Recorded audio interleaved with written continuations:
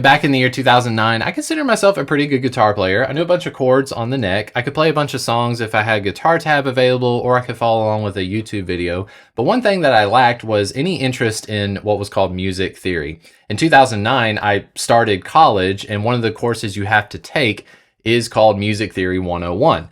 Lucky for me, my instructor in music theory was actually a guitar teacher as well. So the way that he taught us was based on having these little note cards that we would just assemble week after week. So class after class, we would have note cards, and even if we didn't understand what was going on with the note cards, he would tell us what to write on the note cards, and he would tell us to take them home and memorize what was on them.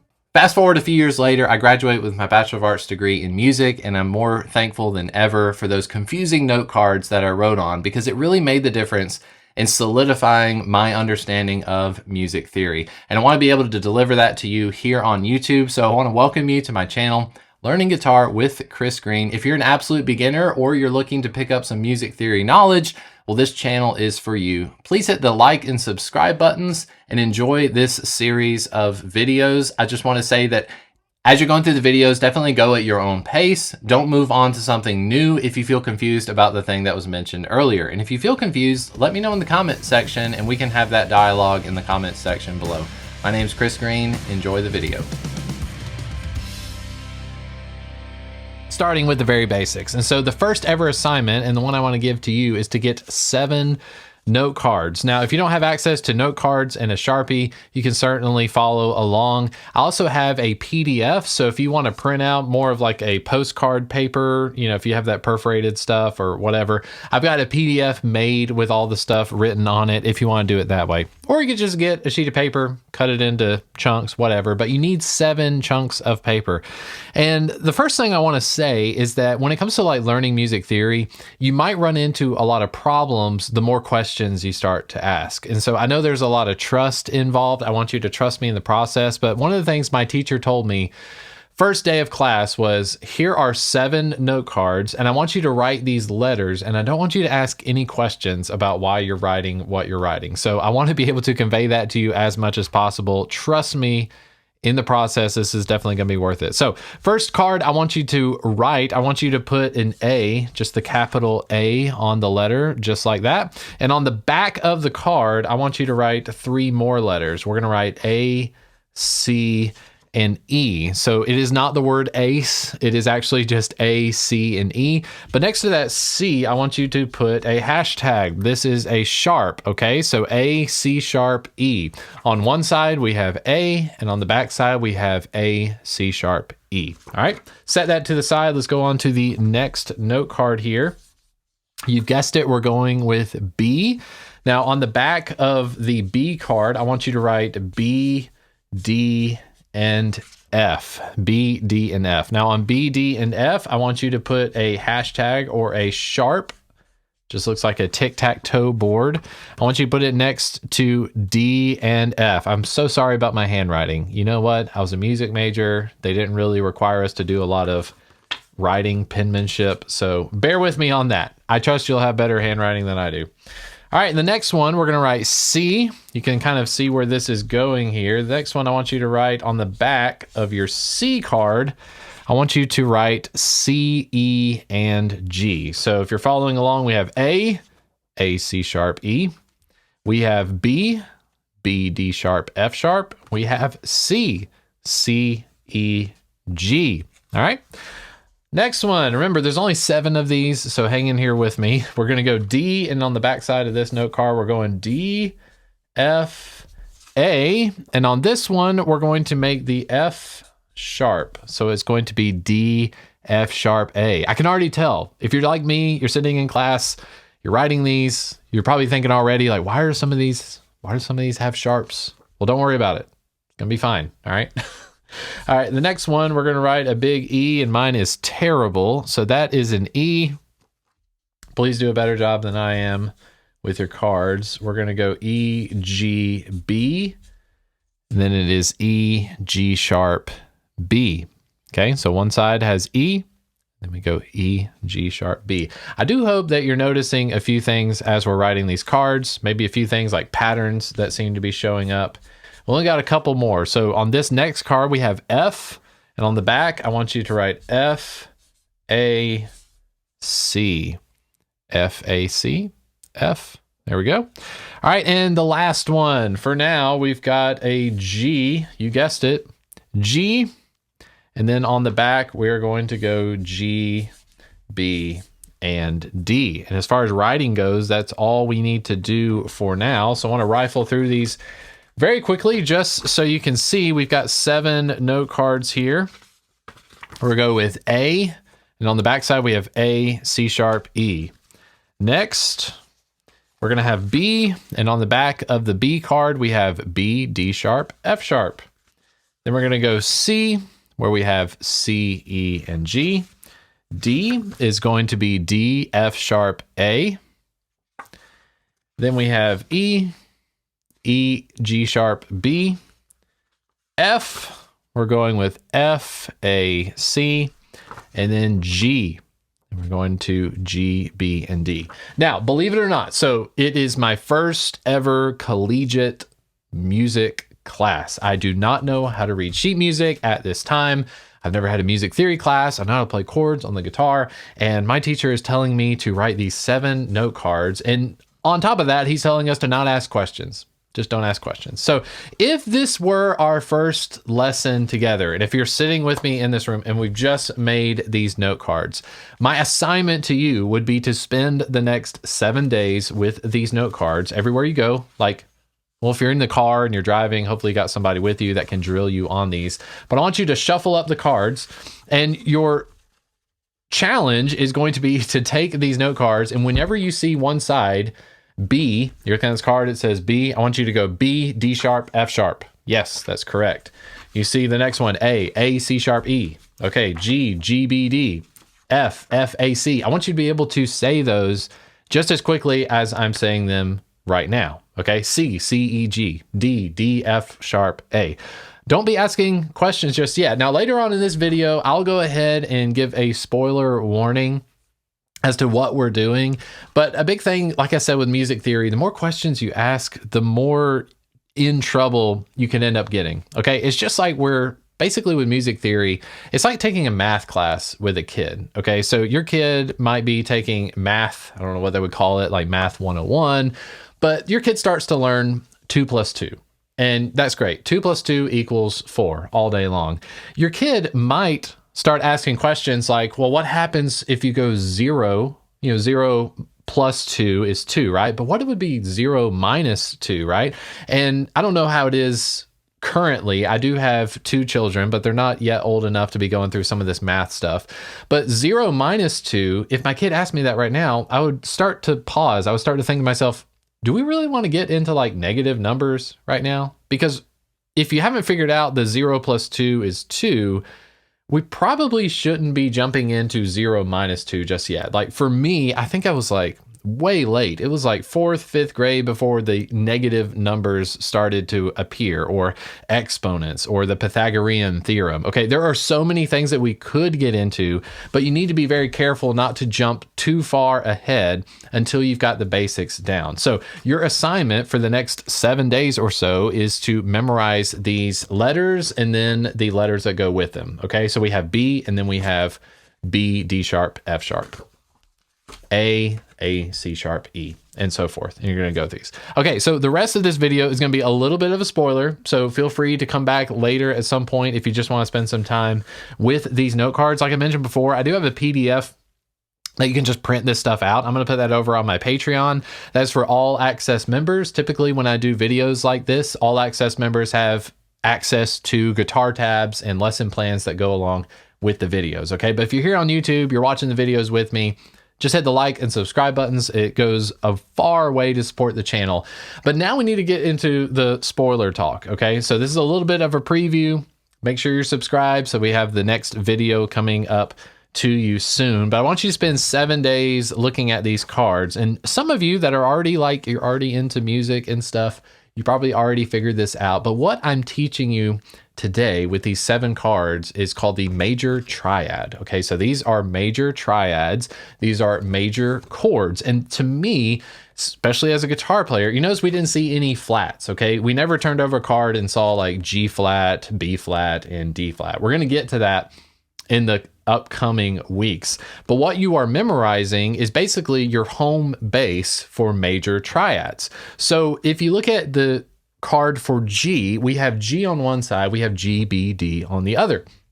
What you are learning, spoiler alert, is that a G major triad is built with the notes G, B, and D. If you were on a guitar, okay? So if I grab my acoustic guitar, you might ask yourself, okay, well, how do you build a G major chord? And you would probably go on the internet, you look up a bunch of tab, or you'd look up a chord diagram, you put your fingers where they're supposed to be, and then you would play what is supposed to be a G major chord. Now, I actually think I'm in drop D right now.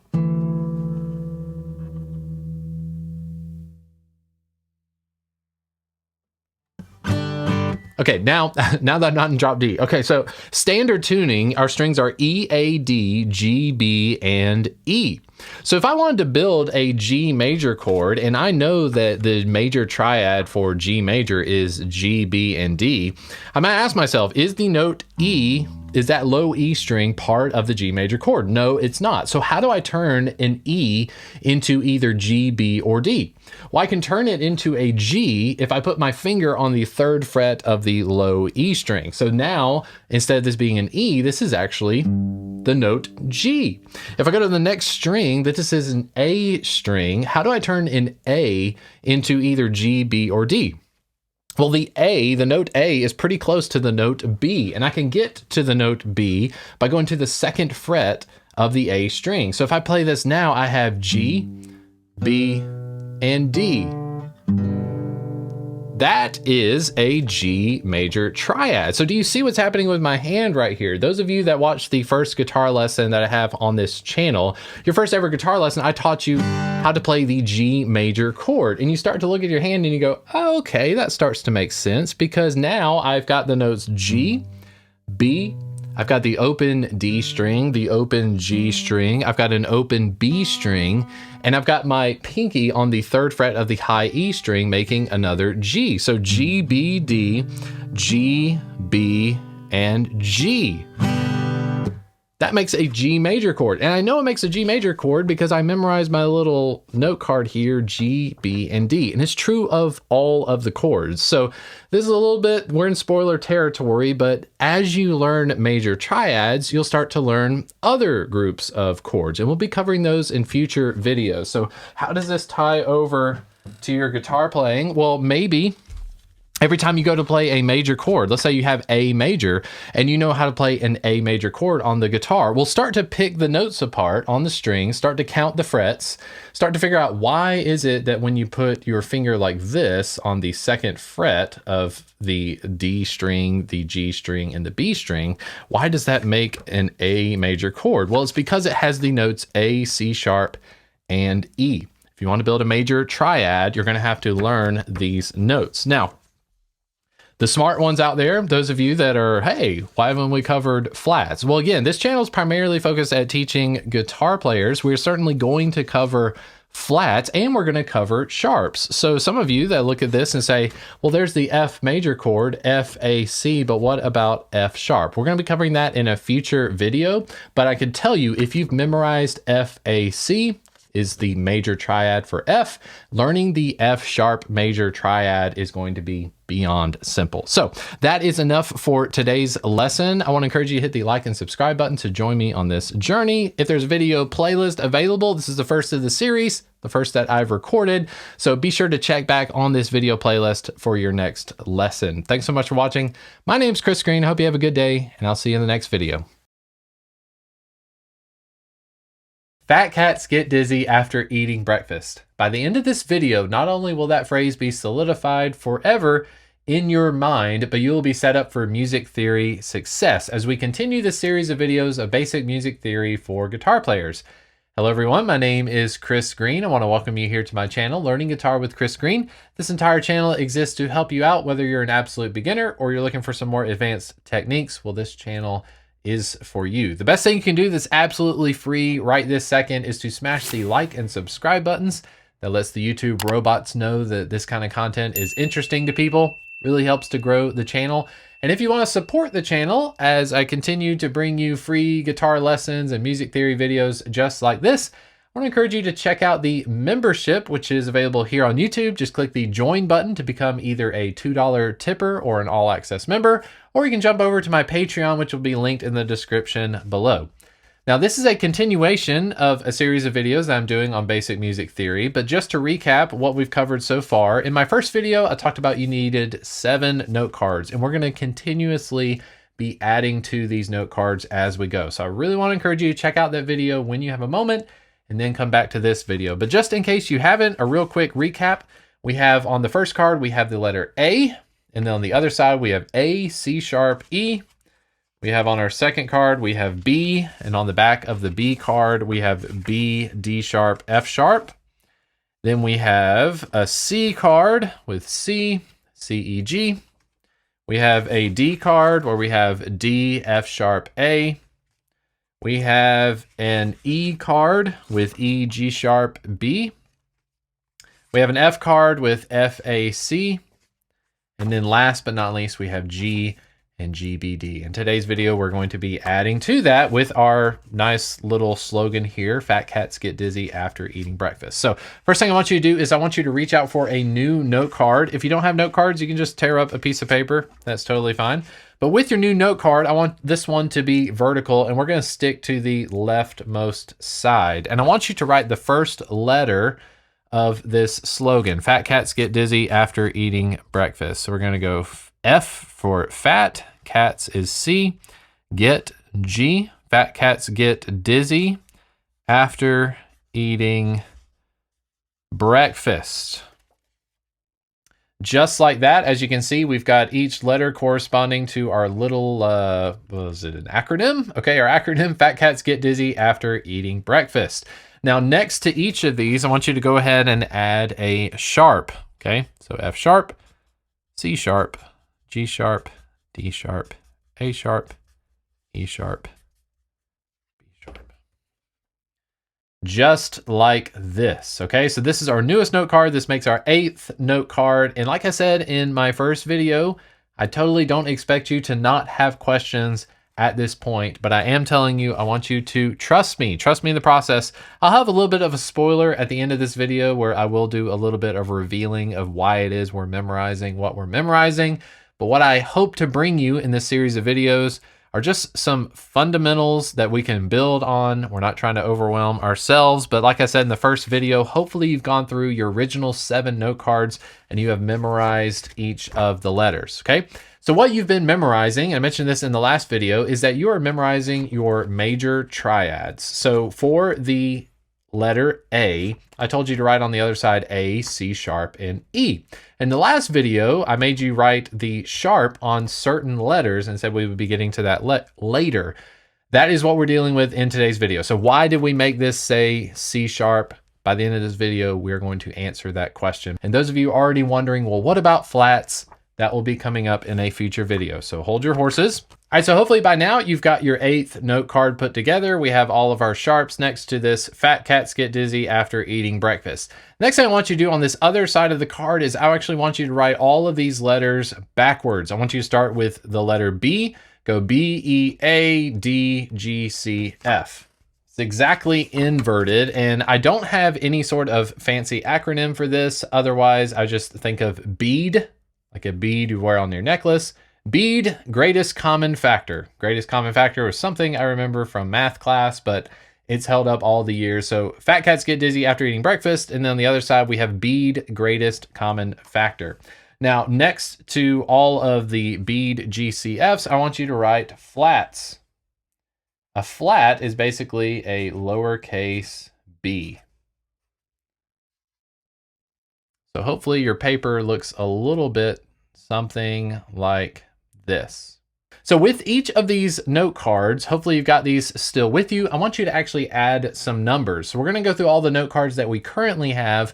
And in the future, we're going to pace this thing out a little bit so you have time to just absorb all this material, but I want you to know that there are going to be more note cards in the future, so hold on to that. So the ones we've got already, let's start with the B card. How do we know that this needs to be D sharp and F sharp?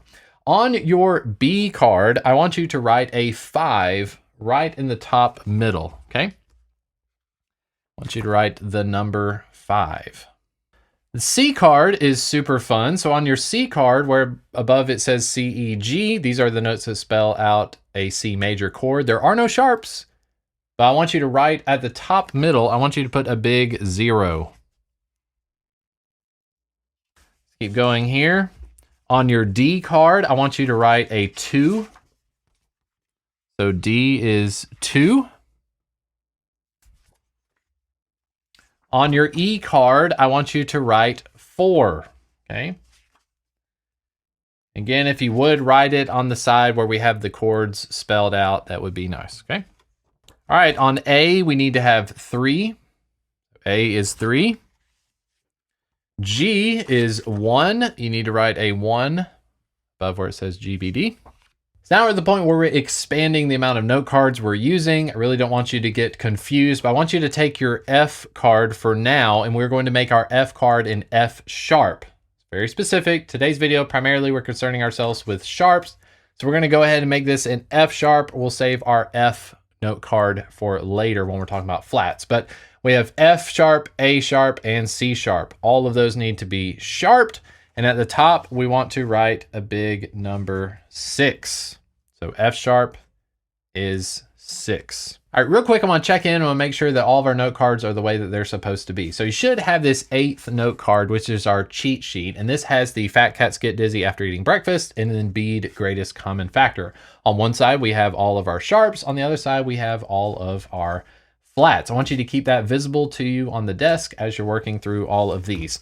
The next thing I want you to do is I want you to take these cards that you have, such as this one that has C and 0, and instead of putting them in letter order, meaning A, B, C, D, E, F, G, I want you to put them in order of the numbers. So we're going to start with C is 0.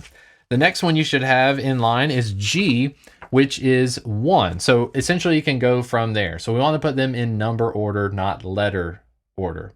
So you should have C, G, D, A, E, B, and then F sharp. So if you're a musician already, you're probably already noticing a pattern of what happens when you're putting these numbered cards in order. What happens inevitably is that you have the card C, which has 0, and the last letter of this chord is G. That is for a reason. G is a 5th away from the note C. So we have C, E, G. What's our next card? Our next card is G. A G chord is built up of G, B, and D. What should our next card be? Our next card is D. D is spelled out D, F sharp, A. A is a 5th away from D. And what is our next note card? Do you see how this is playing out? So already, hopefully, some stuff's starting to click. You're starting to recognize these patterns, but we need to talk about these numbers, okay? So the numbers are telling us how many sharps are associated with each of those keys. So, for instance, in the key of C major, if you're looking at this card and it says C, I want you to be able to say C, E, G, and I also want you to be able to say C0. C0. So the number that I want you to associate with C major is 0. Why is it 0? It's 0 because we don't need to associate with this card whatsoever to know that it has 0 sharps and 0 flats. In the key of C major, a C major scale is spelled out with the notes C, D, E, F, G, A, B, and it starts over at C again. Well, you'll notice on a C major scale is that there are 0 sharps and 0 flats. So I want you to associate C with 0. Let's move on to our next one. G, if you'll recall, G is GBD, but I also want you to memorize that G is 1. G major is 1, but what is it 1 of? Well, now we need to associate with our cheat sheet here. So take a look at your cheat sheet card. I want you to look at fat cats get dizzy after eating breakfast because we are primarily concerned with sharps in this video. You take the number 1 that you have for G. G is 1. Which letter gets the sharp? Well, we start at the top, fat. F sharp. There is one sharp in the key of G, and it is F sharp. All of the other notes in G major are natural. So we have G, A, B, C, D, E, F sharp, and G. So, big moment. Hopefully it's clicking. All right, so we have G. I wanted you to memorize GBD. GBD is the major triad for G major. In G major, there is one sharp. What is that sharp? It is F sharp. You know it's F sharp because you already memorized fat cats get dizzy after eating breakfast. Start at the top, work your way bottom. So let's keep moving up. What is the fifth above G? D. So on our D card, we have an F sharp right here. So D major is spelled out D, F sharp, A. And if you notice, D has the number associated with it of 2. So when I say D, I want you to think two things. I want you to think D, F sharp, A, and I want you to think 2.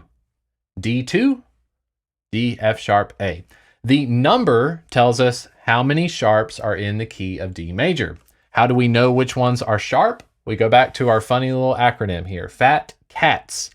In the key of D major, there are 2 sharps. Those are F sharp, and that is C sharp, fat cats. So a D major scale is spelled out D, E, F sharp, G, A, B, C sharp, D. Okay, so this number at the top that we are writing on all of our note cards is telling us how many sharps are in that key. A fifth above D is A major. I want you to think 2 things. When I say A major, I want you to think A, C sharp, E as the major triad. And then what is the number associated with A? 3. A3. How do we know which of those are sharped? We count out 3 from our acronym. Fat cats get. In the key of A major, there are 3 sharps. We have F sharp, C sharp, and G sharp. So an A major scale is spelled out A, B, C sharp, D, E, F sharp, G sharp, A. Okay? We're going to keep going here. Almost done with these. And like I said, we're going to be adding more note cards as they're going, but I really want you to pace things out. So my teacher in school, he always gave us 1 week in between these assignments. It gives you plenty of time to memorize it. And I guarantee you, like I said at the beginning of this video, you will never forget fat cats get dizzy after eating breakfast. Bead, greatest common factor. That might be a little bit forgettable, but we'll get to that in just a little bit. So the next one we have is E. I told you to write a 4 at the top of your E, G sharp, B. How do we know which sharps are in the key of E? Well, we have F sharp, C sharp, G sharp, and D sharp. Fat cats get dizzy. And it's completely fine. I remember sitting in school. I remember sitting there with my fingers. I remember going, fat cats get dizzy. Okay, yeah, that's how you write out. So if you have to write out a major scale, an E major scale, I want you to write E, F, G, A, B, C, D, E. How do you know which ones need to be sharp? You go fat cats get dizzy. 4. F sharp, C sharp, G sharp, D sharp. And that's exactly what you need to write in. So E major, E, G sharp, B, and then the number associated with it is 4. So next card is B. We have B, D sharp, F sharp. I told you to write the number 5. So you need to say B, B major, B, D sharp, F sharp, B, 5. Or 5. How do you know which ones are sharp? Take a look at your little chart here. Fat cats get dizzy after. It tells you F sharp, C sharp, G sharp, D sharp, and A sharp. If you're writing out a B major scale, just write the letters B, C, D, E, F, G, A, and then B. Then go back in and write your accidentals, your sharps. F sharp, C sharp, D, G sharp, D sharp, A sharp. Okay? That'll be for the key of B. And then last but not least, we have this F sharp card. So we're staying true to the circle of fifths. At this point, most of the time, if you're in situations like me, most of the music that I'm playing is not necessarily going to be in F sharp. I certainly would see a G flat at this point, but we're going to talk about accidentals in our next video. I can assure you, all of you piano players that might happen to be watching this video on music theory from a guitar player, we're going to get to flats in the next video. We'll deal with all of our bead, G, C, F. But with the key of F sharp, you have F sharp, A sharp, and C sharp, and you had to write 6. So whenever you hear F sharp, you should be thinking 6 sharps. How do you know which ones are sharp? We go 1, 2, 3, 4, 5, 6. F sharp, C sharp, G sharp, D sharp, A sharp, and E sharp. Last but not least, just to open up a little bit of a can of worms, on your C card, probably the most special of all, it's the easiest key to write out. If somebody ever asks you to write out a major scale, just go with C major. C major is super easy. It's 0. It has 0 sharps. We could also make a card, if we want to add it to our list, we will have a card called C sharp. And the cool thing about C sharp is that literally every single note in the key of C sharp is sharp. So C sharp, you spell out your C sharp major chord by C sharp, E sharp, and G sharp. And at the top, you have to write 7. Why 7?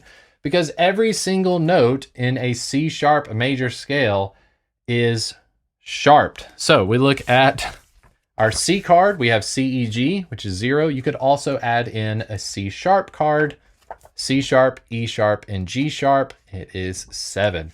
I graduated in the year 2013 with my Bachelor of Arts degree in music, studying classical guitar. I have never seen a song in the key of C sharp. Perhaps you have. Please let me know in the comment section below. But it's important as we're going through music theory. Maybe this helps unlock a little something inside of you. But just know that C is 0, C sharp is 7. So you're getting both ends of the spectrum here. Okay, so what is your homework assignment heading forward? You obviously need to memorize your fat cats get dizzy after eating breakfast. That's going to tell you which sharps are sharp in whatever key you're in. And go ahead and start working on BEAD, greatest common factor. It is the inverse of our fat cats acronym here, but go ahead and start working on that. Commit that to memory. I don't think it's very hard to forget fat cats get dizzy after eating breakfast. But I also want you to memorize the number that's associated with each of these cards. So on C, we have 0. Go ahead and learn C sharp is 7. We have F sharp, which is 6. B, which is 5. E is 4. A is 3. D is 2. G is 1. They are all separated by being a fifth apart from each other. So big picture here, we're looking at what's called the circle of fifths. I'm asking you to memorize the major triads themselves. I want you to think with the key of G. I want you to think G1. That 1 is F sharp. There is 1 sharp in the key of G. It is F sharp because fat cats get dizzy after eating breakfast. G1, and then I want you to think G, B, D. So the major triad in G major is G, B, D. There is 1 sharp in the key of G, and it is F sharp. Quicker way of saying that is D2. There are 2 sharps in the key of D. Those are F sharp and C sharp. Major triad, D major is D, F sharp, A. So we are compiling this slowly but steadily, but please pace these out.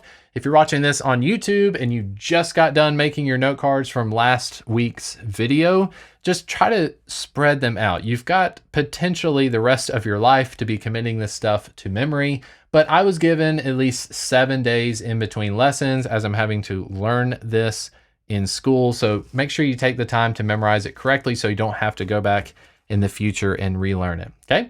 Again, best thing you can do to support the channel is hit the like and subscribe buttons. I want to thank you so much for watching this video, and I'll see you at our next lesson at that appointed time. My name is Chris Green. See you next time.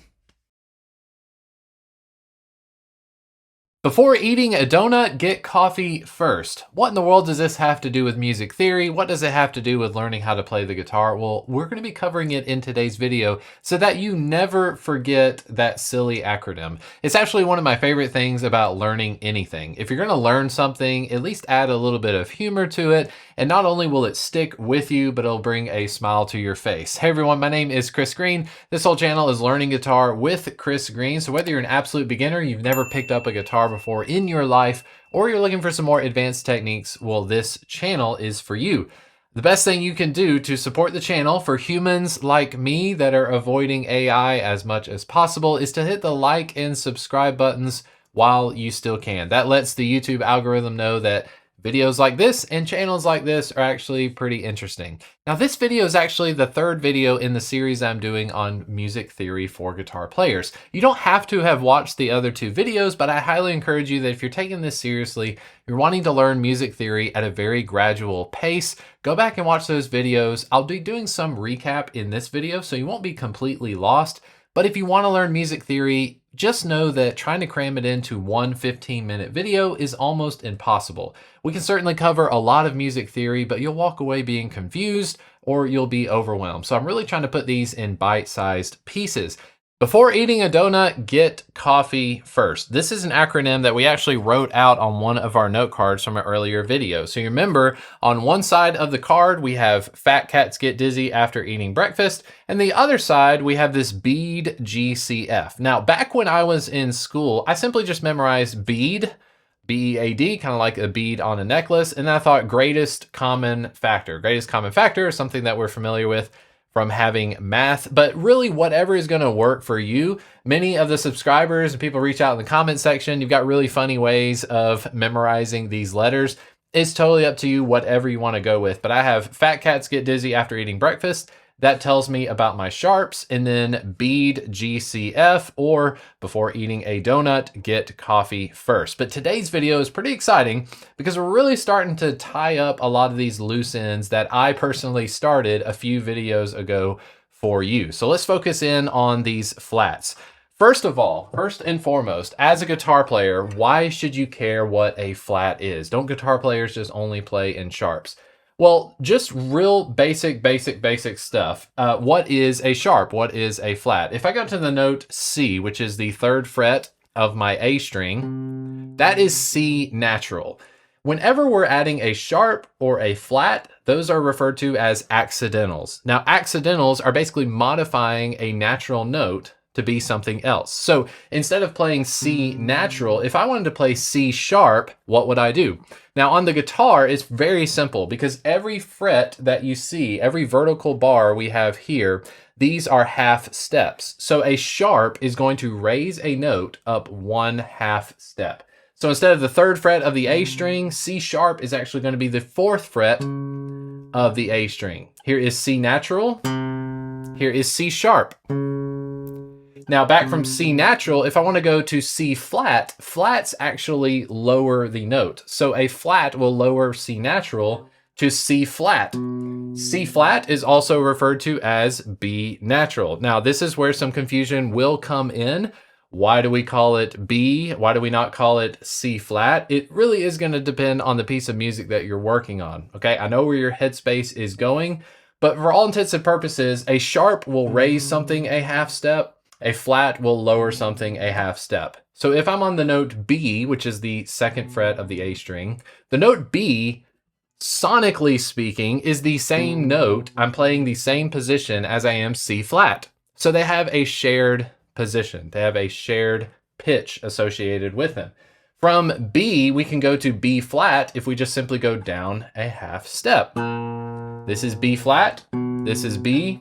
This is B sharp, otherwise known as C. So this is where we get some of the carryover. Because what's really exciting about today's video is that if you're uninterested in learning flats, well, you're gonna need to know how to use flats, especially when it comes to playing certain scales, when it comes to playing certain pieces of music. You don't wanna be that guitar player that avoids playing in G flat. You can at least in your head get to a headspace to where you know where to go on the guitar and you can function within the key. So I don't expect most of you to hang out in the flat territory, but after today's video, I hope you feel so comfortable with flats that it starts to click in your head how they relate to sharps, how they relate to naturals, and so forth. So bead GCF, we have more note cards that we need to add to our collection. So some of the note cards that we already have, you have a C note card. One side says C, the other side says C, E, G, and it has a 0, okay? 0, as we learned from our last video, is referring to how many accidentals. How many sharps or how many flats are in the key of C? 0. A C major scale is spelled C, D, E, F, G, A, B, and C. Now this one's fun. We have a C sharp card. A C sharp card is also C, E, G, but every single note in the C sharp major scale is actually sharped. So we have these 7 written above it. There are 7 sharps in the key of C sharp. They are all of the notes: C sharp, D sharp, E sharp, and so forth. So that means to be another card that you have.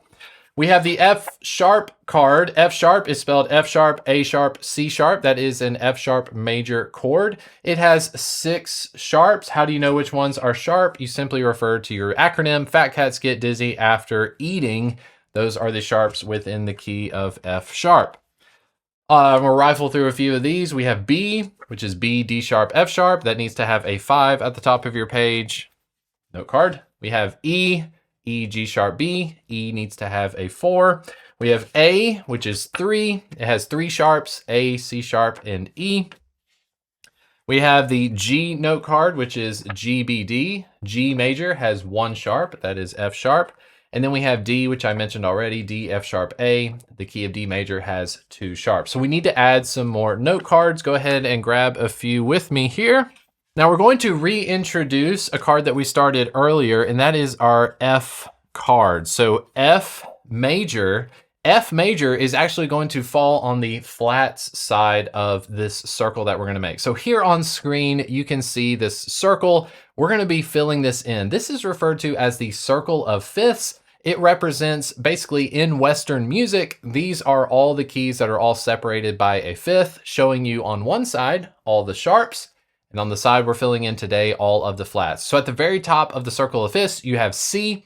C has no flats, C has no sharps. If we go to the left of C, we are now at F major. F has 1 accidental. You spell an F major chord, F, A, C. How do you know what flat, since F falls on the flats side of the circle of fifths, how do you know which note is flat in the key of F? You count your bead G, C, F.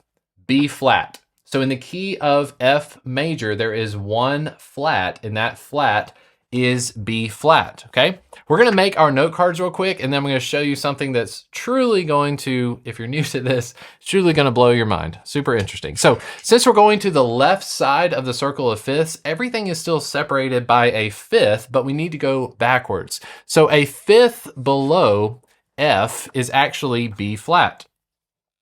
So we're going to make a B flat card. And when you're writing a flat, you're simply just writing this little lowercase b next to it. B flat is going to be 2. We're going to spell a B flat chord as B flat, D, and F. So here we have our B flat. And on the back side, I want you to write B flat. I want you to have the number 2. And I want you to write a B flat major chord, which is B flat, D, and F. Maybe you're starting to notice we just went through our sharps keys. Maybe you noticed something very familiar going on with this B flat major chord. So there are 2 flats in the key of B flat. What flats are they? They are B flat and E flat. Everything else are natural, okay? Let's keep moving on here. We're gonna go a fifth below B flat. We're gonna go to E flat. E flat is going to have 3 flats. We're going to spell an E flat major chord as E flat, G, and then B flat. Sorry, my handwriting is terrible. We have an E flat card now. E flat is 3. We have E flat, G, and B flat. Again, how do we know which notes are flat in the key of E flat? Well, we think to ourselves our funny little acronym: before eating a donut, get coffee first. Before eating a, B flat, E flat, A flat in the key of E flat. Let's keep on rolling. We just got a few more here. We're going to make an A flat card. On our A flat card, we're going to write the number 4, and we're going to write A flat, C, E flat. There are 4 flats in the key of A flat. What flats are they? We have B flat, E flat, A flat, and D flat. Again, hopefully you're noticing something here. Something's oddly familiar with these note cards. Now, the last one, we're going to do a couple of them here, but they actually have this crossover. Remember how I talked about earlier that even though I'm playing a C flat on the guitar, C flat actually shares the same pitch as the note B. So B natural, B natural is the same note as C flat. This is where we start to have a crossover. And at the bottom of the circle of fifths, this is where we cross over. Typically, you will not see a C sharp major key. Most of the time, you will see D flat major. I think that's probably just up to the composer. It doesn't mean that you can't have songs in the key of C sharp, but like I said in another video, I've never seen a piece of music in the key of C sharp. It's just way too many sharps. So instead, we refer to it as D flat. So D flat and C sharp, they share the same pitch, but as you're about to see, the notes that you're learning are not going to be exactly the same. So D flat major is going to be D flat, F, and A flat. How do you know which ones are flat? We look at our little chart here. We have B flat, E flat, A flat, D flat, and G flat. Okay, 5 flats in the key of D flat. Let's keep going. We're going to do G flat. G flat has a shared pitch as F sharp. A G flat major is going to have a 6. We're going to write G flat, B flat, and D flat. Okay, so G flat, 6, G flat, B flat, D flat. Now, I'm not going to rummage through all of my note cards. Hopefully you've got your note cards made, or you'll be able to see on screen as I'm speaking. But one of the things that you might have noticed as we're going through all these different keys is that there is this compatibility that's happening between a flat key and what would be referred to as like a sharps key. Case in point. G major is spelled G, B, and D. G flat major is spelled G flat, B flat, D flat. What's the difference? All of the notes that are normally natural in the key of G major, well, in G flat, they actually are flat. So G major has 1 sharp, F sharp. G flat major has 6 accidentals, everything but F. Why is that? So if you start to notice these, there's a correlation, like a yin and yang, between flats and sharps. Think about the number 7. Number 7 is always referred to as like the perfect number. And I think in the circle of fifths, you see this all over the place for sure. G flat major has the number 6 associated with it because we know it has 6 flats. G major has 1 sharp associated with it, F sharp. 6 plus 1 is 7, okay? Let's look at E major. E major has 4 sharps. E flat major has 3 flats. 4 plus 3 is 7. Okay, let's just keep it going here. Okay, D major. D major has 2 sharps, F sharp and C sharp. D flat major has 5 flats. 2 plus 5 is 7. Do you get what I'm getting at here? So if you happen to know all of your sharps, early on in the first 2 videos of this series, we talked nothing about sharps. And the reason I majored on sharps is because as a guitar player, you're primarily going to be working with sharps a lot. And it's really easy to figure out flats because you can do a little bit of math in your head and figure out what flats you need. If you can count to 7, you can figure out what needs to be flat. So case in point, when we're talking about G flat major. G flat major only has 1 natural note. And can you guess what note that is? The only natural note in G flat major is F. The only sharp note in G major is F. So if you happen to know that in G major, F is sharp, then you can deduce that in G flat major, all of the notes are flat except for F. F remains natural. There is a yin and a yang. So hopefully you can put that together as you're memorizing. And as you're memorizing the flats, this also makes it a whole lot easier. Now, the amount of note cards we have is certainly up there. Let me go ahead and count these up real fast. All right, so you should have 14 note cards that are strictly about the keys. And then on each key card, you have a number, and then you have the major chord associated with it. I'm going to go ahead and pull up. We've been talking about D major quite a lot. Let me go ahead and get my D flat major. Here is D flat, and here is D major. What do you notice about these 2 cards? The commonalities between them are D, F, and A. If you write D, F, A, and then you're told that you need to write a D flat major card, then you know that it needs to be D flat, F, A flat. If you had to write D major, not D flat major, you write D, F sharp, A. Do you notice how the one that is sticking out like a sore thumb is the note F? In a D major key, F is going to be sharp, and then D and A are going to be natural. If I go to flats, I need to flatten each note one step. So if I'm taking this D and I'm making it a D flat, then I have to take this F sharp and I have to make it an F natural. Remember, a sharp is a half step away from its natural equivalent. So A major, if I have to lower it a half step, I now have A flat.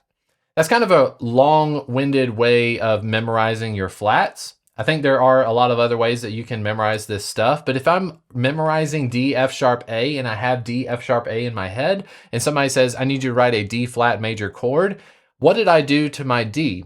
I flattened the D by one half step. So I went from D to D flat. Well, now I have to go from F sharp to F natural. I have to go from A natural to A flat. That's how I fill out my chords. Also, we talked about the numbers.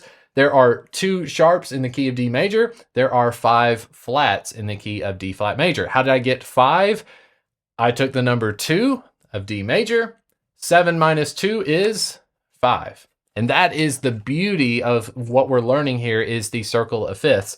But before you move on, and before we have not covered, literally when it comes to music theory, there is so much more that we are going to be covering here on the channel, specifically with the circle of fifths. But one thing I want to press upon you is take your 14 note cards, and I want you to, for sure, I want you to be able to memorize the letters that go with each major chord. So if you have E flat here, I want you to say E flat, G, B flat. I want it to be that fast. It's going to come up so often as we are building chords together, not only in theory, but also on the guitar. As you're starting to learn how to play chords, you start noticing all of these patterns of how you build a major chord. But we're not only going to learn how to spell the chord, we're also going to learn how to alter these chords. So I can't press this upon you enough. If this feels overwhelming, or you haven't mastered memorizing these 14 note cards, take the time to learn it, okay? I would give you 7 days in between lessons, because when I was in school,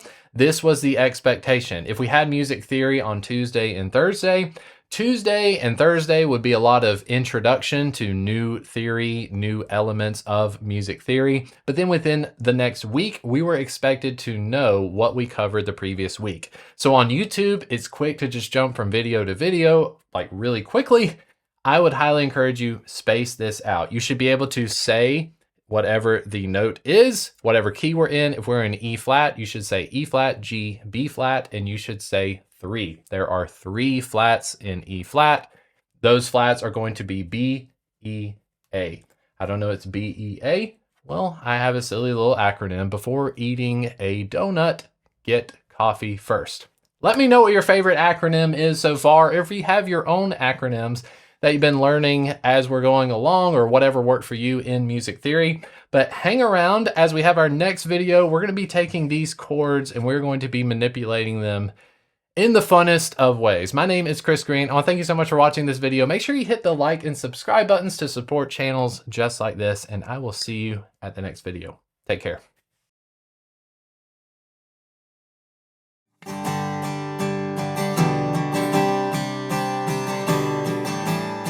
Chord inversions. In today's video, I'm going to show you how to play several different chord inversions on the guitar, but my main goal in this video is that by the end of this video, you'll actually know how to build your own chord inversions no matter where you're at in the guitar neck, no matter what key you're in, no matter what chord you're playing. You can learn basically the formula behind first and second inversion major chords. Hey everyone, my name is Chris Green. I want to welcome you to my channel, Learning Guitar with Chris Green. This channel is dedicated to those of you out there who are absolute beginners on the guitar, or you're looking for some more advanced techniques. Well, this channel is for you. The best thing you can do is hit the like and subscribe buttons. What that does is it lets the YouTube algorithm and robots know that this video is actually really interesting. They've also got this new hype feature that's been rolling out. So if you have an opportunity below any of my videos, if you see a button for hype, just go ahead and press it. I think it helps small channels like me get on some sort of leaderboard. Either way, that stuff is completely free to you. Just hit the like and subscribe buttons. It goes a really long way, and I definitely do appreciate it. I've also got some merch launching below this video. You can see a couple of t-shirts already and a coffee mug to help you learn your sharps and flats as we've been going through music theory. Now, if you haven't seen any of my music theory videos, feel free to check that out in the description below. We'll be covering a lot of things like how to build chords and things like that, and I will make a few references to those videos, so watch those when you have an opportunity. So first and foremost, let's talk about chord inversions. So G major. Most of the stuff I was playing in the intro of this video will be covering some of those chords and why I chose to play what I played. But G major, if you've seen my other video, you know that a G major chord is spelled out with the notes G, B, and D. There's my bad handwriting there. So G, B, and D. Any three assemblage of a G, a B, and a D gives you a G major chord. Now, you don't have to play all 6 strings on the guitar, but anywhere that you can find to build a G major chord, you should go for it. So we have G, which on the B string, this is the 8th fret of the B string. And then we have the 7th fret of the E string. This is where we have a B. So we have G, B. And then if I play the open D string, that is also a G major chord. So anywhere you can find on the guitar to play G, B, and D. Why do we put our fingers right here? Well, that is because if we put our fingers on the 3rd fret of the low E, the 2nd fret of the A string, and then the 3rd frets of the B string and the high E string, what you hear sounding out are the notes G, B, D, G, D, and G. That's why we have our fingers in the places that we do. So you know that this is GBD, and those of you that have your note cards, you're already well ahead of me here. But chord inversions, what we're doing is we are designating a certain note to be the bass note. The lowest note that you are going to hear on the guitar, that is going to let you know what inversion you have of the chord that you're playing. So a root position G major chord is spelled GBD. A first inversion G major chord puts the B, the note B, is going to be in the bass. So instead of reading GBD, we now have BGD. Now when it comes to inversions, it doesn't matter quite as much what you have going on the higher register. So this could read B, D, and G. It would still be a first inversion G major chord. And you've guessed it probably already that if I were to play a second inversion D major chord, I would have D in the bass, and I would have something like D, G, and then B. So I'm going to write a second right here. I'm going to write a first, and then we're going to call this one root. So here at the top, we have root position G major, which is GBD. We have first inversion, which is B in the bass, followed by some sort of order of G and D, or D and G, could be fine. Second inversion is D in the bass with G and B. So what is the big difference between root position, first inversion, and second inversion? Let's go ahead and play it on the guitar because it definitely has a difference. For years and years, as I'm working with musicians, and particularly as I'm leading worship and working with bands and congregational music, I'll work with certain guitar players where they see certain chords like G over B, and they'll ask me how to play a G over B chord. And I can show you how to play G over B. It's one of the simplest ones you can play. If you already know how to play this version of a G major chord, simply remove your middle finger from the low E string and just emphasize the A string. So I don't want to play the low E at all. I want to start with this 2nd fret of the A string because that is where the note B is. So if I'm going to play an inversion, I need to ask myself, where is the bass note? What is the lowest note that you're hearing? It's not the low E string. I don't want to hit that. I want to hit the A string. So here is a G major root position. Here is a G major first inversion. Now, if you can hear this, you may not be able to hear it necessarily to start with, but first inversion chords really want to resolve up. They want to resolve. That B wants to go somewhere. Let me emphasize it here for you, just playing a few measures of root position, and then I'm going to go to first inversion, and you hear what it's doing. Here we go.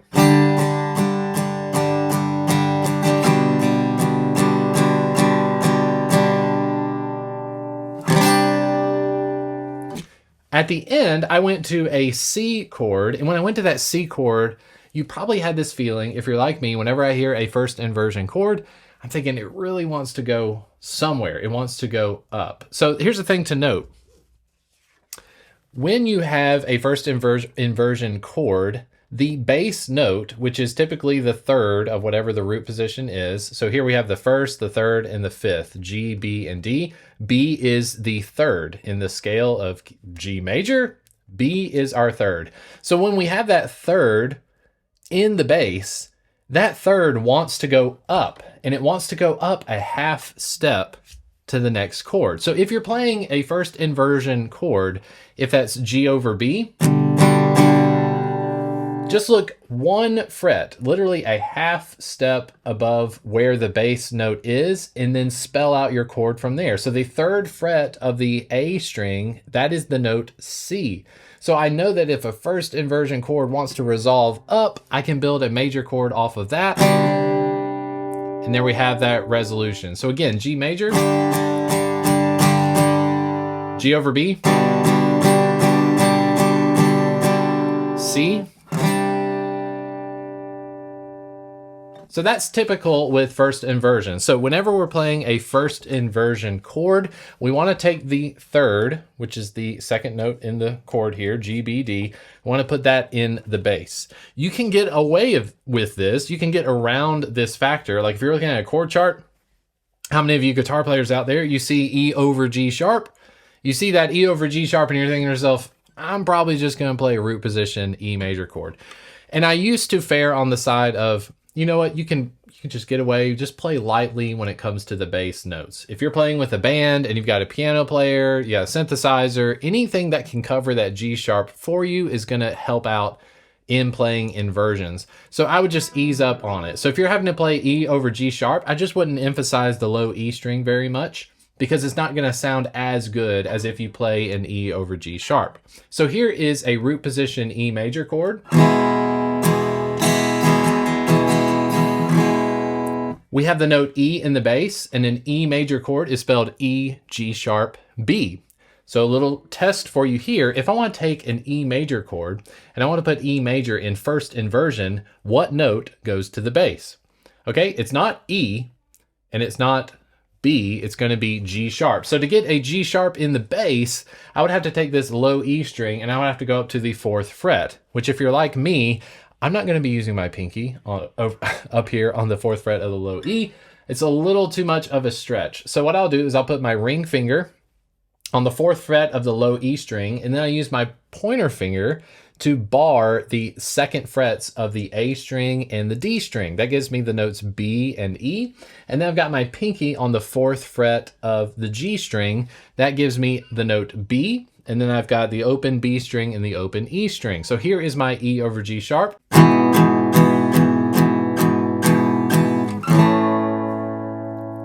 So that G sharp, what does it want to go to? It wants to go up. So in first inversions, whenever you're playing a first inversion chord, whether that is E over G sharp, G over B, A over C sharp, that C sharp on A over C sharp, it wants to go to D.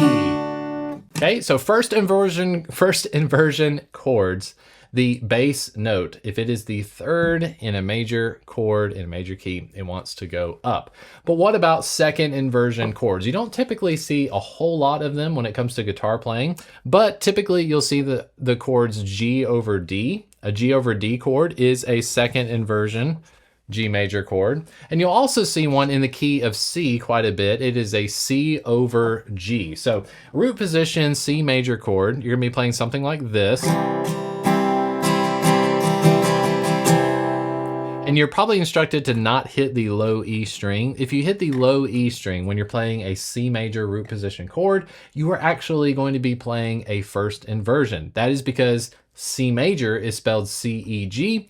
First inversion is actually spelled E-C-G. So if we put this E note in the bass, it sounds something like this.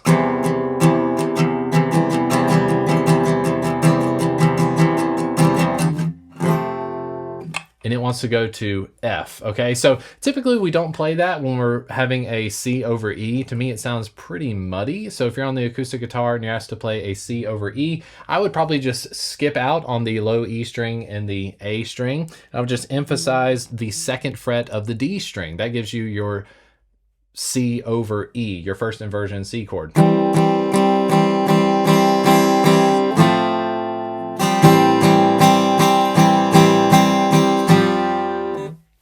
But a C over G is going to be a second inversion C major chord, and it sounds like this.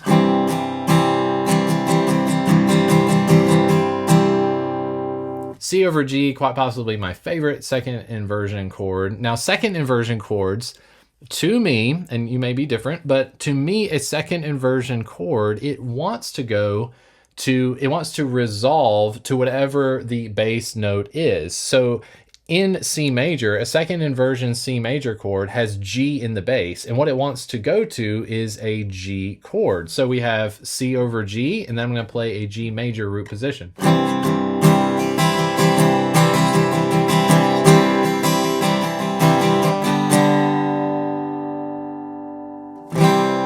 So here's C major root position.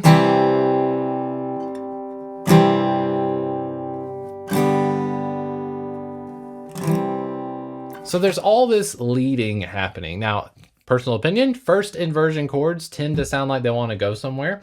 They seem to have a little bit more of a propel to them. Earlier in the intro, I was playing a D over F sharp chord. D over F sharp is really common, especially if you're in the key of G. Now, D over F sharp, it can resolve up to the note G, or you can use it as a transition chord going to something like E minor. So the big benefit of these inverted chords is that they're very useful when it comes to transitions. So first and foremost, if you're in a certain key like G major and you want to go to a D over F sharp chord, D over F sharp can be used to resolve to G or to E minor.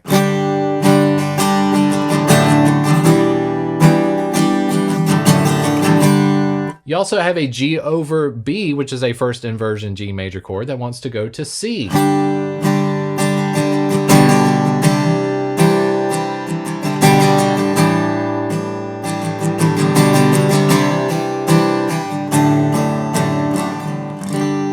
So when it comes to inversions, the more you learn your inversions, the more you'll be able to manipulate the songs that you're playing. You'll be able to throw in these transitions that really sound a lot more melodic than just simply strumming through root position chords. So in your own playing, if you're in the key of G major, you for sure should be working on the chords G over B and possibly the chord G over D, which would be second inversion.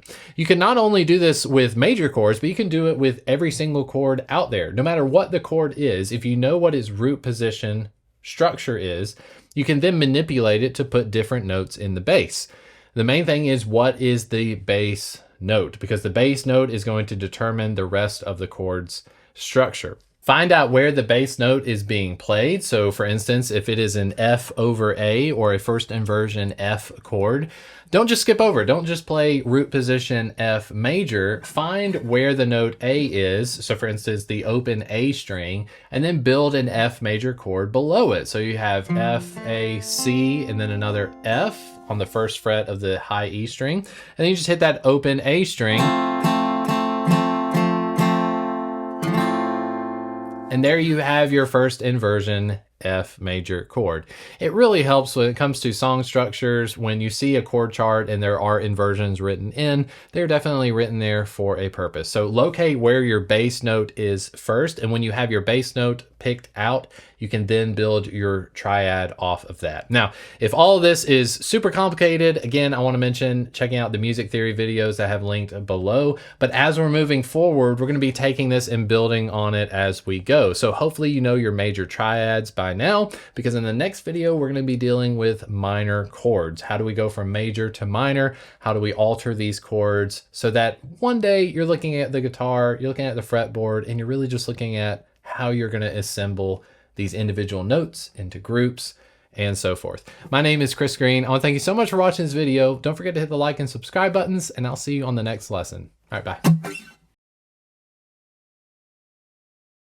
When it comes to learning how to play the guitar, it involves a tremendous amount of trust. You're on the internet, you're looking up guitar tab, you're being told to put your fingers here, here, here, here, and here, and you have what's called a pentatonic scale, and you kind of just go along with it. And that's totally fine. If you're learning how to play songs, you're being told how to play your first few chords, maybe that's G major, C major, and D major. You put your fingers in the right position and it sounds pretty good, and so you move on to the next chord, or maybe you move on to the next song. Well, what I've been doing in a series of videos leading up to this one is teaching basically what is music theory for guitar players. So if you're somebody that's an absolute beginner, you've never touched a guitar before, well, this video is for you. But also if you've been playing guitar for a long time and you've kind of just been learning from song to song, maybe you've not given music theory a whole lot of thought, or maybe you're just looking to sharpen those skills, well, this video is also for you. I want to introduce myself to you. My name is Chris Green. I run this here YouTube channel called Learning Guitar with Chris Green, channel for absolute beginners or those of you looking for some more advanced techniques. Now, like I said, this is the end of a series of videos I've been doing on basically music theory 101 for guitar players. But if you haven't watched the other videos in the playlist, don't worry, you can continue watching this video today. But if you're looking for some more deep dive into certain note cards, just know that I have other videos here on the channel that you can check out at your own time. Now, you're a guitar player, so obviously you've been around a lot of pianos in your life. Here on this first note card, we have the piano keys. And just in case you needed a larger representation, here we also have piano keys. Now, the main thing with the piano keys I want you to know is that you have white keys across the bottom, and they often have a repeating pattern. So we're gonna have a set of 2 black keys here, then a set of 3 black keys. And depending on how many octaves your piano has, it will continue this pattern out forever. So here on this note card, I essentially have 1 octave on the piano. It goes from the note C all the way up to C, but I want you to notice there's a pattern. We have a pattern of 2 black keys and then 3 black keys. If I gave a letter value, if I named each of the notes on the keyboard, you would see we have C, D, E, F, G, A, B, and C. It would start all over again. So the white keys are just natural. They don't have sharp or flat in front of them, but we have C, D, E, F, G, A, B, C. In between the white keys, certain white keys, we have these black keys. So the first 2 sets of black keys, we have C sharp or D flat, and then we have D sharp or E flat. You can call them either one. They have the same pitch value. But then in between E and F, you notice that we don't have an E sharp key. So if you're learning to play the piano or you want to know where you're at on the piano, typically you want to look for the 2 black sharps, and just to the left of the leftmost sharp, that would be the note C. So you can start there. If you walk up to a piano, look for the group of 2 black keys and go just to the left of it, you'll be on the note C. Then we have these groups of 3 black sharps. That involves F sharp, G sharp, and A sharp. Well, it's important to know the difference between what is a whole step and what is a half step. If you're on the piano, the difference of a whole step involves skipping a key. So if I'm going to go from the key F to G, if I'm going to go from F to G, I have to skip this black key in between. So that would be a whole step. A half step is going from one key to the very next adjacent key. So going from F to F sharp, that is a half step. Going from F sharp to G, that is a half step. Now on the guitar, a whole step is always going to be skipping a fret. So if I'm on the note C, which is the 3rd fret of the A string, if I were to go up a half step, I would just simply go to the 4th fret of the A string, and that would be C sharp. If I go up a whole step from the note C, I would have to skip a fret and go to the 5th fret of the A string. Here is a whole step. Here is a half step. Now a half step, if you're looking to memorize it in your head, is basically Jaws. So if you're listening to Jaws, that's a half step. Whole step involves 2 frets. So if you're going from 1 fret to the very next fret, that is a half step. If you're going from 1 fret and you're skipping up a whole step, that would be 2 frets. So root note here, whole step. So in order to move up a whole step on the piano, you have to move up by 2 keys, 2 adjacent keys. On the guitar, to move up a whole step, you have to go up 2 frets. You have to skip a fret. Okay, 2 half steps equal 1 whole step. Whether you're on the piano or you're on the guitar, the same thing applies. If you're just moving adjacently, if you're moving from 1 fret to the very next fret up or the very next fret down, that is just moving a half step. A whole step involves 2. So the formula for us to be able to play a major scale involves whole steps and half steps. And the formula is whole, whole, half, whole, whole, whole, half. 2 whole steps followed by a half step, 3 whole steps followed by a half step. So like I mentioned before, if you wanted to play a C major scale, the C major scale is the easiest one to play on the piano because all you would have to do starting on C is you would play the white keys. If you skipped all the black keys, you would have from C to D is a whole step, from D to E is a whole step, from E to F is a half step, from F to G is a whole step, from G to A is a whole step, A to B is a whole step, and then B to C is a half step. So here we have whole, whole, half. Whole, whole, whole, half. It's going to be a great one for you to memorize. That is how you write out a major scale. But what if we wanted to write a major scale off of G? So G major is very popular when you're playing guitar. First thing I would tell you to do is simply write out the letters only. Forget sharps and flats.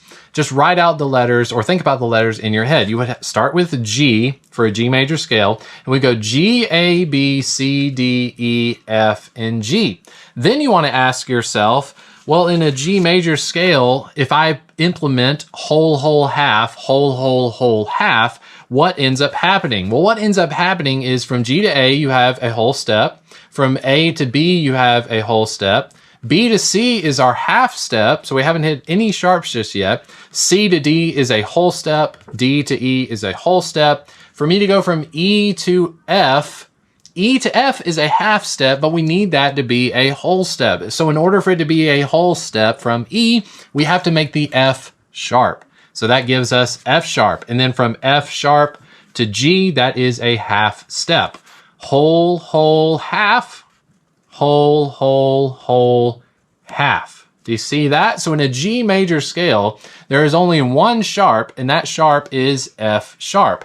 If you watched any of my theory videos leading up to this one, you're already way ahead. You're already thinking to yourself, G major has 1 sharp, that sharp is F sharp. How do you know it? Because fat cats get dizzy after eating breakfast. F sharp. G has 1 sharp, it's F sharp. If any of that was confusing, please go back to the other videos. You can rewatch those as needed. But our major scale, whole, whole, half, whole, whole, whole, half, means that if we're starting on the note G, we're going to end up having to play an F sharp to stay true to the formula. So see this written out on the piano.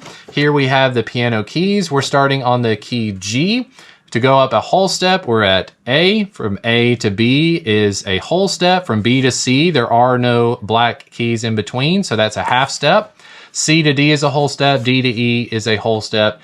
E to F is a half step, so we have to go up to this sharp, which is 2 notes away from E. We have to go da-da. That is going to give us F sharp, and then from F sharp to G, that is a half step. Okay, so we can see this play out on the piano just fine. Here is it written out again. G, A, B, C, D, E, F sharp, and then G. This is a G major scale. But looking at the G major scale, how do we write chords? Okay, so chords are built up in G major based on groups of 3. Okay, so if you spell out a G major scale, we have G, A, B, C, D, E, F sharp, and G. If I circle the 1st, 3rd, and 5th notes in the scale, you have G, B, D. And those of you, again, if you've watched my previous videos, you know that G, B, D is how you spell a G major chord. So on the guitar, if I wanted to play G major, I can simply find groups of 3. I can go to the 3rd fret of the E string. That is G. The 2nd fret of the A string, that is a B. And then the open D string, that is a D. So we have G, B, D. That is a G major chord. In fact, if I put my fingers on the guitar in such a way that all you hear is G, B, and D, we have our first chord in G major, which is G major, G, B, D.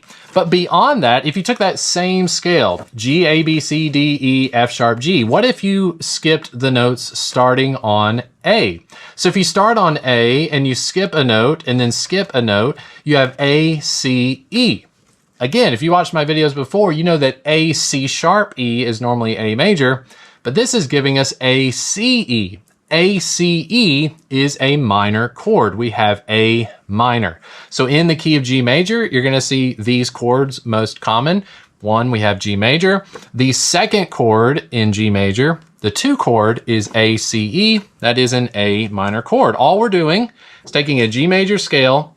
We're picking our starting note. We're going to skip a note each time, and we're going to circle them, and those give our notes value. That gives us our chord. Okay, moving right along, we have a B minor chord. If you circle the note B, you skip a note, you have B, D, F sharp. B, D, F sharp is how you spell B minor. The next one, C major. If you start on C major, again, we just have a G major scale spelled out. We have G, A, B, C, D, E, F sharp, G. We start on C, we skip a note, go to E, skip a note, go to G. C, E, G is a C major chord. So in the key of G, you have G major, A minor, B minor, and C major. The next one, you guessed it, is D major. Now, taking the notes, this would continue out for infinity, but I've still got a G major scale. I'm just starting on D. So we have D, E, F sharp, G, A, B, and C. Okay, same notes that are in the scale, just made them fit for the note card's sake. But we start on D. That gives us 5, 7, and then our 2, okay? D, F sharp, and A. D, F sharp, A is a D major chord. D, F sharp, A, D major. Just a couple more. If we circle E, the E in a G major scale is the 6th note in the scale. That note, skip a note, we have G. Skip a note, we have B. E, G, B is known as E minor. An E minor chord is built off of the 6, the 1, and the 3 in G major. Then this is the last one. You probably will rarely, if ever, see a diminished chord in your guitar playing. Most of you out there, if you're playing pop music, disregard this completely, although it's nice to know in your head. An F sharp diminished chord starts on F sharp, which is the 7th scale degree in G major. We have F sharp, skip a note, A, skip a note, C. F sharp, A, C is an F sharp diminished chord. So, like I mentioned before, major chords, they are built off of what is a root, followed by a major third, and then a perfect fifth. So if I go 1, 3, 5 in G major, that's going to be G, B, D, G major, 1, 3, 5. Okay, so a major third, if you're looking to move up a major third, you have 4 half steps. 4 half steps equal a major third. If I show you this on the guitar, if I just go to the low E string, I'm going to start on G. And remember, a half step is just 1 fret away. So if I go up 4 frets, what I have from G, I have G sharp, A sharp, B. So from G to B, that is a major third. You can either do this on the low E string, or you can just go up to the A string. There is our major third. And then our perfect fifth, major third is 4 half steps. Perfect fifth is 7 half steps. Okay, so if our major third was 4 half steps away, if I go 5, 6, 7, there is my 7th half step. That is a perfect fifth away from G. So G to D, that is a perfect fifth. Very familiar in punk rock. If you're playing like bar chords, power chords, you're gonna play a lot of perfect fifths. G to D is a perfect fifth. G to B is a major third. Major third followed by a perfect fifth. That gives you G major, okay? Outside of major chords, what about minor chords? So a minor chord is very similar to a major chord, but it involves a minor third instead of a major third. So instead of me spelling out G, B, and D, I would actually spell it G, B flat, D, okay? G minor is not within the scale of G major, but just to show you what this sounds like here, instead of going from G to B, this is a major third. This is a minor third. And if I play a minor chord off of that, if I play G, B flat, and D, sounds very dark, sounds very scary. It's because of that minor third. Okay, minor third is not going to be 4 half steps away, it's going to be 3 half steps away. Case in point, if you wanted to spell out an A major chord, you would spell A, C sharp, E. But if you had to make that a minor chord, what would you do? You would simply flatten the third. So instead of it being C sharp, it is now C. The difference of 1 half step on your third is actually going to make your chord minor. So instead of it being nice and happy, it actually sounds really sad. In a major scale, any major key that you're in, if you are in G major, the 1 chord, the 4 chord, and the 5 chord will always be major. Those in the key of G, as we'll see in a minute, are G major, C major, and D major. So when you're playing songs in the key of G, you'll notice a lot of C chords, you'll notice a lot of D chords, and you'll notice a lot of G major chords. Well, that's because in G major, naturally speaking, G, C, and D are always major. Not only that, but the 2 chord, the 3 chord, and the 6 chord, A minor, B minor, and E minor, they're always going to be minor in the key of G major. Okay, so if you are playing a song in G major and you see A minor 7, you see a lot of B minor 7 or E minor 7, those minor chords are there because in G major, A, C, E, B, D, F sharp, E, G, B, those are the notes that make up those chords. Now the 7 chord is also diminished. So if you ever see an F sharp chord in a G major key, that F sharp will always be a diminished chord. So just to see this visually, here we have all of the chords in the key of G major. We have G major, which is spelled GBD. We have A minor, ACE, B minor, BD, F sharp. We have C major, CEG. We have D major, D, F sharp, A. We have E minor, EGB. Then we have F sharp diminished, which is F sharp, A, C. Now, if you look at this, if you see all of these notes, you notice the repetition, okay? Because again, when you saw it, hopefully you notice that I was skipping a note, then writing whatever that next note is. You notice that E is always appearing naturally. Every time you see an F, it's always F sharp, okay? So these are going to be the 7 chords that you need to focus on in the key of G major because they're going to be all over the place, aside again from F sharp diminished. Now, if you've watched any of the other videos here on my series, you have seen the circle of fifths. And what this does in this entire video, we've mainly been focusing on C major and G major. But every single formula applies to no matter what key you're in the circle of fifths. So in the key of D major, you would start a D major scale on the note D. You need to go whole, whole, half, whole, whole, whole, half, starting with D. When you do that, what you'll notice is that you have 2 sharps. The sharps that are in D major are F sharp and C sharp. As you keep going up, A major has 3 sharps, E major has 4 sharps, and so forth. On this side of it, if you're in the key of F, these are the flats. So F major has 1 flat, and that is B flat. Now, how do you know which notes are sharp, which ones are flat? Well, that's when I hope you've memorized by now. Fat cats get dizzy after eating breakfast. It's on the coffee mug and the shirt that I've got for sale under this video. Fat cats get dizzy after eating breakfast. So if you're wanting to memorize the circle of fifths, like I've done in previous videos, you just want to memorize the number associated with them. You will memorize A3. A has 3 sharps, F sharp, C sharp, and G sharp. The B flatness we have before eating a donut, get coffee first. This tells you the order of flats. So if you're memorizing the circle of fifths, on the flats side of thing, you have F1, B flat, 2.